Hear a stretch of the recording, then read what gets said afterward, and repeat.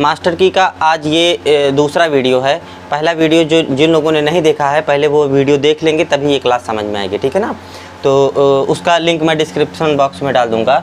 आप लोग यहाँ पर मैंने कल बताया था कि कम परसेंट अगर निकालना है अंतर गुणे 100 बटे बड़ा, हम इसलिए यहाँ बड़ा इसलिए करते हैं इसलिए चूँकि अगर भिन्न में कोई चीज़ें बड़ी यहाँ पर अगर हर उसका बड़ा हो जाए तो वह संख्या छोटी हो जाती है, ठीक है। अधिक परसेंट में क्या था, यहाँ पर छोटा रख देंगे, अंतर गुणे 100 ये दोनों आपस में सेम है, ठीक है ना। तो सबसे बेसिक क्वेश्चन हम लोग यहाँ पर देखते हैं। एक चीज़ ये आप लोग ध्यान रखिएगा, लाभ हानि ये कोई चैप्टर नहीं चल रहा है, ठीक है। मतलब पूरे क्या लाभ हानि इससे सॉल्व नहीं हो सकते हैं। पूरा लाभ हानि का एक मैं चैप्टर चलाऊंगा, वो एक वीडियो में नहीं आएगा, वो उसके कई सारी कड़ियाँ आएंगी, ठीक है। तो आप लोग ये ध्यान रखिएगा कि इसका बताने इस वीडियो का उद्देश्य ये है कि कुछ क्वेश्चन हमारे ऐसे होते हैं जिनको हम अलग अलग ना पढ़ करके एक ही मेथड से चाहें तो इसको सॉल्व कर सकते हैं, ठीक है।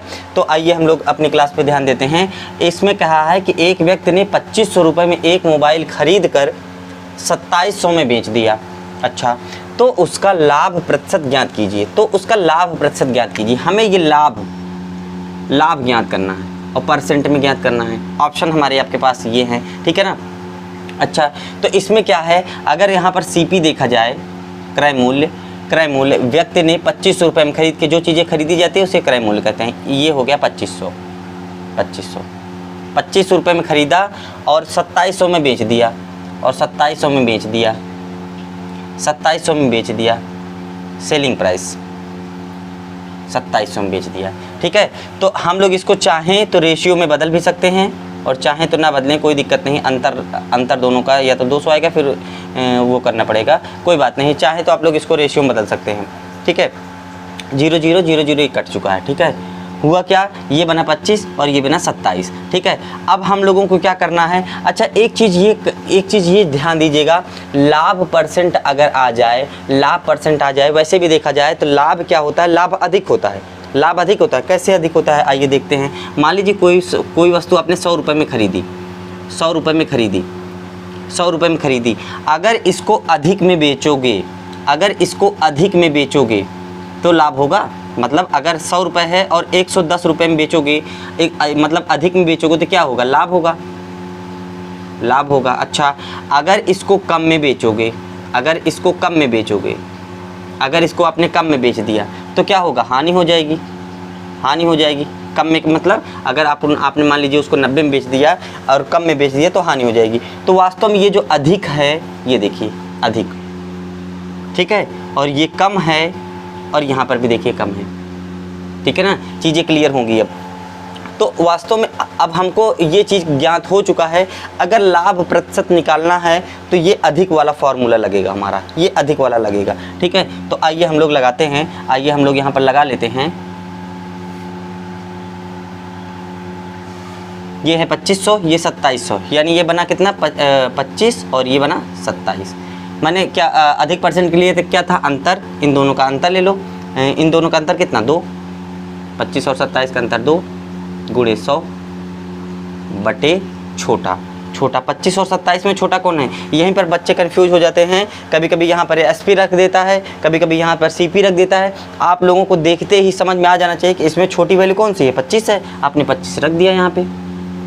25 चौका 100, 4 दूना 8%, 8% की हमारी वैल्यू ये रही। चलिए ठीक है, सवाल को हम चेंज करते हैं, आप लोग स्क्रीनशॉट ले सकते हैं। ये आज का हमारा दूसरा सवाल है। इसमें कह रहा है कि एक व्यक्ति ने 3200 रुपये का एक सोफ़ा सेट खरीदा, उसने 100 रुपये धुलाई में खर्च किया तथा 700 रुपये का एक खोल बनवाया और सोफ़ा ना पसंद आने पर 3500 रुपये में उसे बेच दिया। तो बताइए उसे कितने प्रतिशत का लाभ या हानि प्राप्त हुई, ठीक है। लाभ या हानि प्राप्त हुई, देखिए अगर लाभ बोलता तो आप अधिक वाला लगा देते, हानि बोलता तो आप कम वाला लगा देते। अब ये पूछ रहा है कि या तो मतलब अब आप डिसाइड करिए कि ये लाभ होगा या हानि होगा, ठीक है ना। ये चीज़ हमें देखनी है। ऑप्शन हमारे ये ऐसे है, 33 से ही 1/3, 12 से 1/2, 16 से 2/3, इनमें से कोई नहीं। तो आइए देखते हैं कि सबसे पहले ये जान लीजिए कि उसने टोटल सीपी मतलब खर्च कितना, उसका सीपी कितना है, क्रय कितने में किया, ठीक है। 3200 रुपये का तो वो ख़रीदा, 3200 रुपये में उसने उस सोफ़ा सेट को ख़रीद लिया। अब उसने 100 रुपये धुलाई में खर्च कर दिया। अच्छा, धुलाई में खर्च कर दिया है तो इसका मतलब वो काउंट किस में होगा? खर्च में ही तो काउंट होगा। अच्छा, खर्च में काउंट होगा, सीपी में काउंट होगा 100 प्लस, ठीक है ना। धुलाई में खर्च किया तथा 700 रुपये का एक खोल बनवा डाला, 700 रुपये का एक खोल बनवाया और सोफ़ा ना पसंद आने पर 3500 रुपये में उसे बेच दिया। ये 3500 रुपये में तो वो बेच रहा है, 3500 रुपये में तो वो बेच रहा है, लेकिन ख़रीदने में इतना टाइम लगा, इतना पैसे लगा दिया उसने। 3200 रुपये का तो सोफ़ा सेट ख़रीदा ही था, 100 रुपये उसमें और लगा करके उसको धुलवाया और 700 रुपये में एक खोल बनवाया। इतना सब कुछ करने के बाद भी उसे सोफ़ा पसंद नहीं आया। उसने क्या किया? सोफ़ा को बेच दिया। कितने में बेचा? अच्छा, पहले इसका सीपी टोटल निकालने की, सीपी निकला कितना खरीदा कितना? तो 7 1 800, 32 8 40, 4000। सीपी 4000 हमारा निकल के आ चुका है, सीपी 4000 निकल के आया है। और एसपी कितना है? विक्रय कितने का किया? विक्रय उसने 3500 रुपये में उसे बेच दिया, 3500 में बेच दिया, 3500 में बेच दिया। आप चाहो तो 3500 और चलो एक बार ऐसे बिना रेशियो बनाए ही कर सकता हूँ, ठीक है ना। 3500 और 4000 का डिफरेंट अगर लेंगे, अंतर अगर लेंगे। अच्छा, एक चीज़ इसमें और ध्यान दें, पहले इसको उसमें थोड़ा शॉर्ट में कर दें, ये सब चीज़ें रफ करके। सीपी कितने का है? सीपी है आपका 4000 का, वो सब जोड़ के बना, ठीक है ना। एसपी कितने का है? एसपी है आपका 3500 का, 3500 का, ठीक है ना। चलिए इसको काट ही देते हैं, 0 0 0 0 कट गया। 5 8 40, 5 7 35, ठीक है। ऐसे रेशियो बना लिया करिए तो आसानी हो जाएगा, आएगा उससे भी, ठीक है। तो अब इसमें अब हमें ये डिसाइड करना है कि लाभ या हानि हुई। इसमें वास्तव में देखा जाए तो सीपी खरीद रहा है 8 रुपये में और बेच रहा है 7 रुपये में। खरीदा 8 में, बेचा 7 में, तो इसका मतलब क्या हुआ? जितने में ख़रीदा था उससे कम में बेच रहा है। जब कोई वस्तु जितने में ख़रीदी जाए उससे कम में बेची जाती है तो इसका मतलब हानि होती है। और हानि के लिए मैंने बताया था, हानि के लिए हम लोग कम वाला लगा देंगे, तो कम वाला लगा देंगे हानि के लिए लैंग्वेज उसी के लैंग्वेज में लिखेंगे। हानि % बराबर अंतर, इन दोनों का अंतर कितना? 1 गुणे 100 बटे बड़ा। 8 और 7 में बड़ा कौन है? 8 बड़ा है। 4 दूना 8, 4 25 में 100, 12.5%, ठीक है, 12.5%। लैंग्वेज वो अपनी कर रहा है, लैंग्वेज वो अपनी बोलेगा, लाभ में बोले, हानि में बोले, लेकिन आप लोगों को क्या करना है? आप लोगों को अपनी ही लैंग्वेज में इसको सॉल्व करना है। स्क्रीनशॉट ले लीजिए आप लोग। ये हमारा तीसरा प्रश्न है आज का कि एक वस्तु का क्रय मूल्य और विक्रय मूल्य का अनुपात 2:5 है, तो बताइए उसे कितने प्रतिशत का लाभ या हानि होगी। बहुत सिंपल सवाल ये हो गई, लेकिन हमें फोकस, मैंने इस सवाल को इसलिए लिया क्योंकि ये लाभ या हानि होगी, ठीक है ना। आपको ये पता है, ठीक है। तो इसमें कह रहा है क्रय मूल्य यानी सीपी कितने का है? 2। और विक्रय मूल्य का अनुपात कितना है? क्रय मूल्य और विक्रय मूल्य का अनुपात कितना है? एसपी कितना है? 5, ठीक है। तो देखिए, खरीद रहा है वो 2 रुपये का, क्रय कर रहा है 2 रुपये का और बेच रहा है 5 रुपये का। इसका मतलब उसको क्या होगा? लाभ होगा।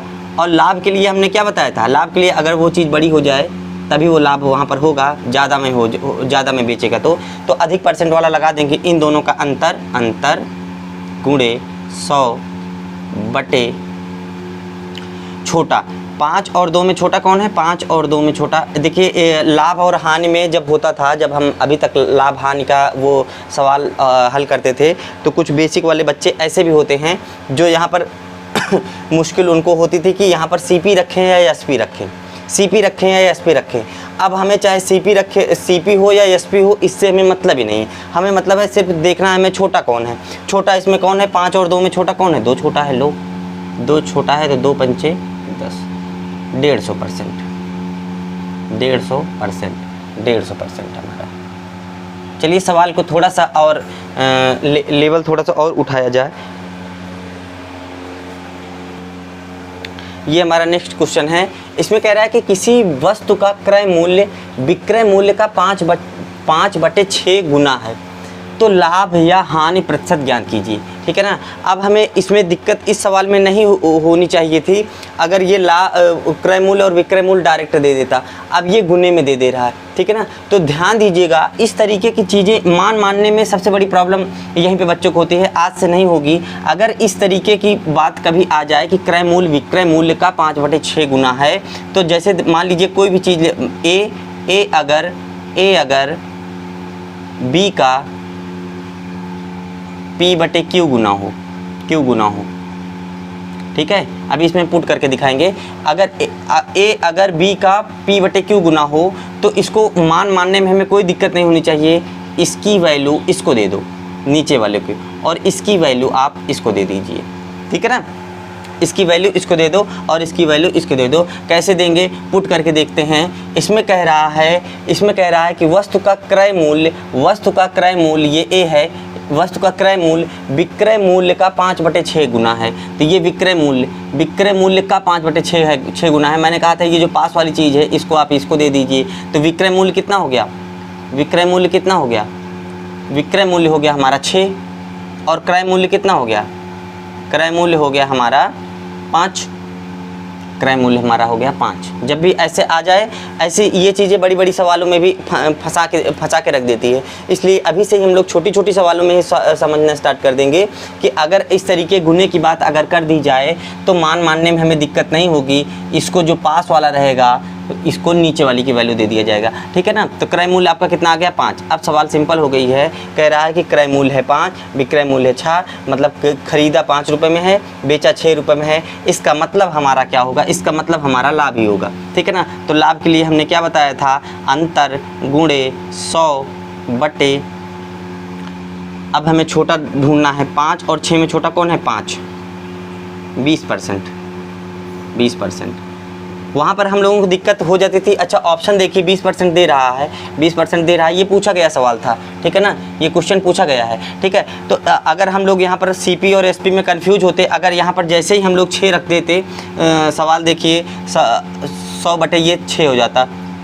2 3 6, 2 5 10, 16 से ही 2/3 आ जाता, जो कि हमारा ऑप्शन में मिल रहा था।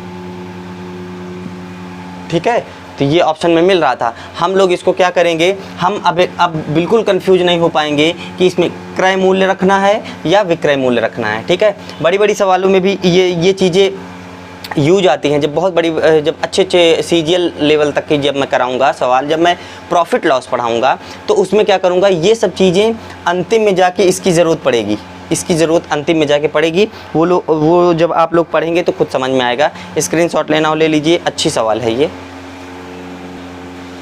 ये हमारा रिपीटेड क्वेश्चन है। कई सारे एग्जामों में बार पूछा गया है। हालांकि है इजी, लेकिन कई सारे एग्जामों में पूछा जाता है। ये अभी भी पूछा जा रहा है। 15 वस्तुओं का क्रय मूल्य और 20 वस्तुओं के विक्रय मूल्य 15 वस्तुओं का क्रय मूल्य और 20 वस्तुओं का विक्रय मूल्य बराबर है। 20 वस्तुओं के विक्रय मूल्य के बराबर है। मतलब जितना 15 वस्तु खरीदने में है, 15 वस्तु जितने में खरीद रहे हैं, वास्तव में उतने में 20 वस्तु बेच रहे हैं। 15 CP 20 SP के बराबर है। ठीक है ना। आप चाहें तो इसका तिर्यक गुणा जब ऐसे करेंगे तो ये निकल के आएगा कितना? CP और SP। ठीक है। आप लोग ऐसा मत करिए, ऐसा चाहे तो आप लोग आराम से ऐसा कर लिया करिए।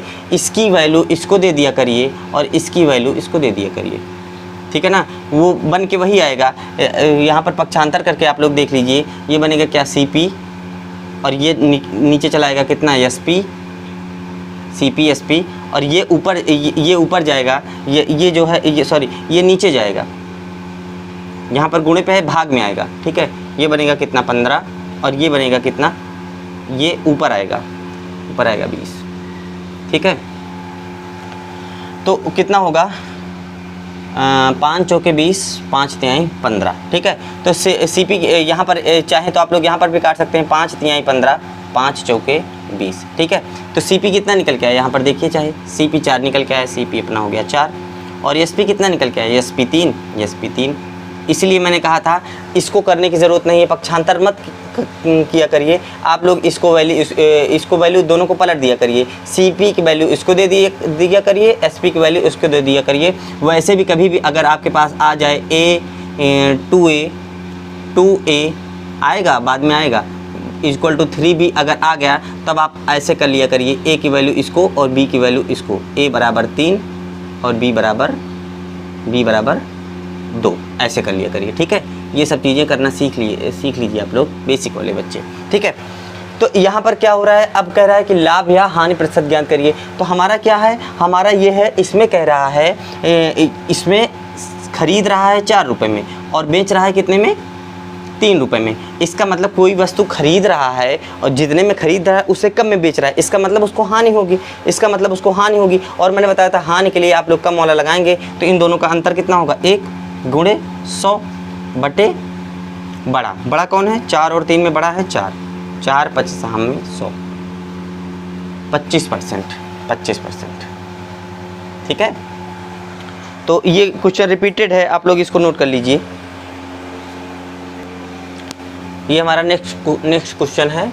ये हमारा इसमें कह रहा है कि 8 वस्तुओं का क्रय मूल्य और 9 वस्तुओं के विक्रय मूल्य में 2:3 का अनुपात है, तो लाभ या हानि प्रतिशत ज्ञात कीजिए, ठीक है। लाभ या हानि प्रतिशत ज्ञात कीजिए। हमें इसमें क्या है, 8 वस्तुओं का क्रय मूल्य और 9 वस्तुओं का विक्रय मूल्य का रेशियो दिया है, ठीक है ना।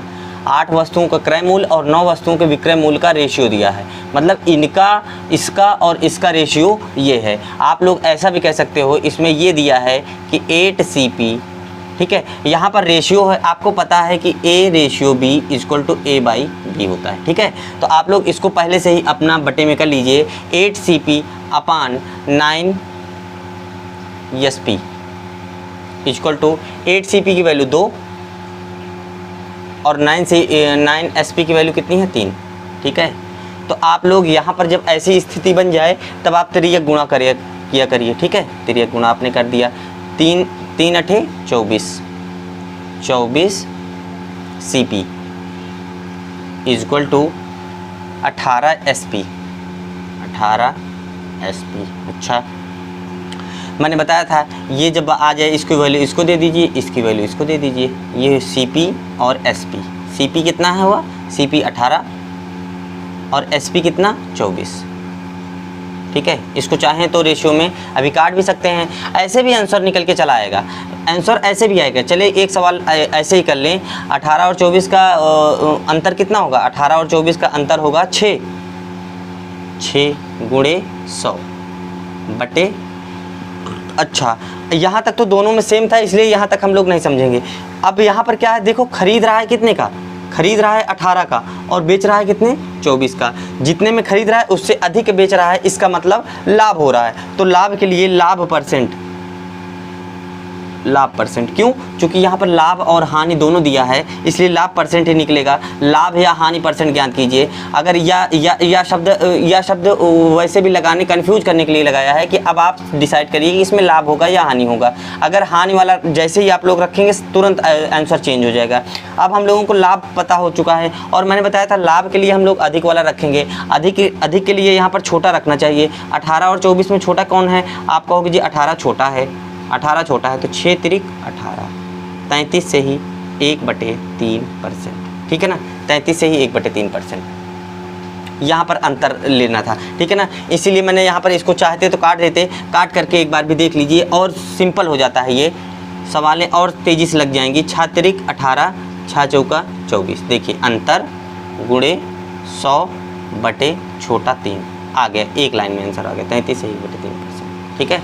ये सवाल काफ़ी अच्छा है, ये पूछा गया प्रीवियस ईयर सवाल है, ठीक है, एग्जाम में पूछा गया था, इसलिए आप लोग इसको ले लीजिए स्क्रीनशॉट। ये आज का हमारा अंतिम और इस क्लास का सबसे बेस्ट क्वेश्चन है, ठीक है।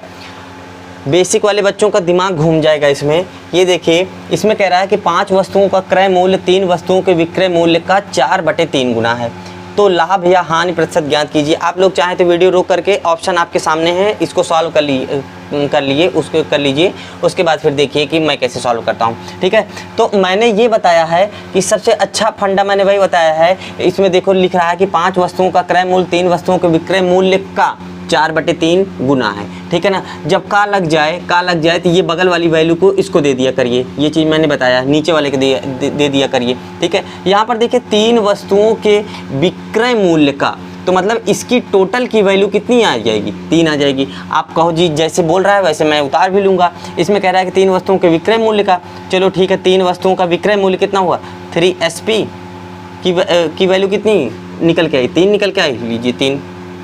अच्छा, और उसमें जब मैंने बताया था कि ये चीज़ इसकी हो जाए तो ये चीज़ इसकी हो जाएगी, ठीक है ना।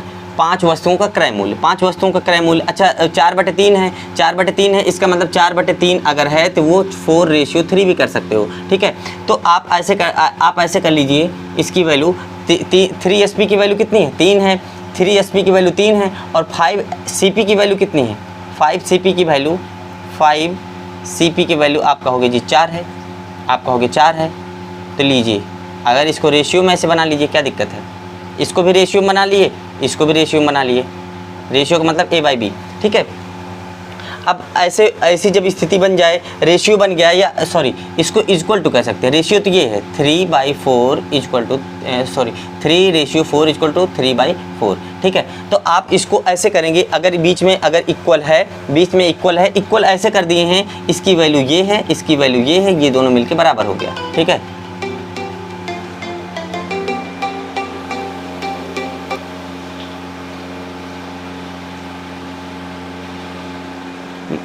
माफ़ कीजिएगा, फ़ोन आ गया था, ठीक है।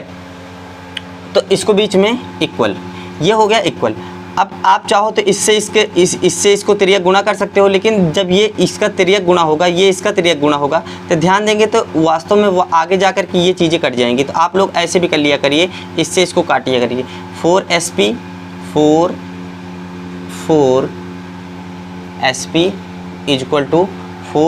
इक्वल टू यहाँ पर 1 है 5CP, ठीक है, 5CP हो गया। अब आप लोग यहाँ पर ऐसे कर सकते हैं, SP की वैल्यू, मैंने बताया था, इसको ये दे दो और इसको ये दे दो जब इक्वल में आए तो, ठीक है ना। SP और CP, SP कितनी है, SP 5 है, CP कितनी है 4, CP 4। अब देखो इसमें कह रहा है कि लाभ या हानि प्रतिशत ज्ञात कीजिए, लाभ या हानि प्रतिशत ज्ञात करिए, तब इसमें ये कह चुका है, आप लोग दोनों में अंतर लेना है, पहले दोनों में अंतर गुणे 100। अब इसमें देख लीजिए कि लाभ हो रहा है कि हानि हो रही है। वो खरीद रहा है 4 रुपये में और वो बेच रहा है 5 रुपये में। अगर वो ख़रीदा 4 रुपये में और बेचा 5 रुपये में, इसका मतलब ये हुआ कि उसको क्या हुआ, लाभ हो रहा है। तो लाभ के लिए हम अधिक वाला रखेंगे, अधिक के लिए हम छोटा वाला रखेंगे। अगर मैंने छोटा वाला रख दिया तो कितना हो जाएगा, यहाँ पे 4 5 में 100, 4 5 में 100, 15%, 20%, 25%, ठीक है।